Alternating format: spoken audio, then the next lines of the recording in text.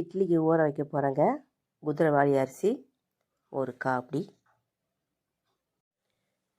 இது வந்து ரேஷன் குண்டு அரிசிங்க, புழுங்கல் அரிசி இது ஒரு காப்படி. ரேஷன் பச்சரிசி ஒரு காப்படி. இட்லி அரிசி கடை அரிசிங்க, இது ஒரு காப்படி. இப்போ இந்த குதிரைவாலியும் இதிலே சேர்த்துறேன் ஒரு காப்படி.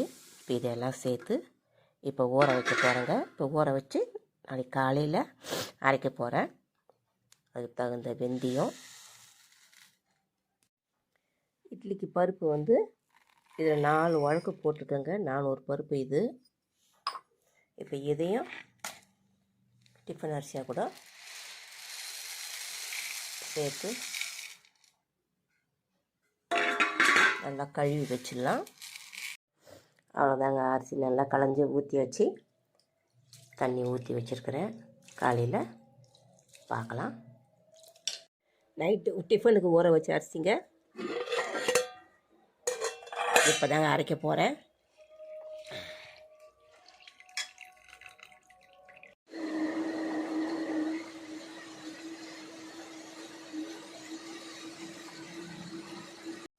மாவு மெசிஞ்சிச்சுங்க. வச்சு எடுத்துடலாம். நல்லா கையை போட்டு கரைச்சி வச்சாச்சு.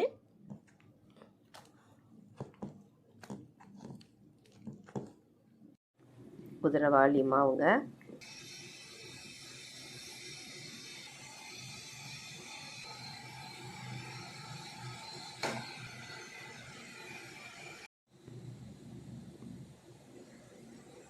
அவ்வளோதாங்க. இட்லி வந்துச்சு.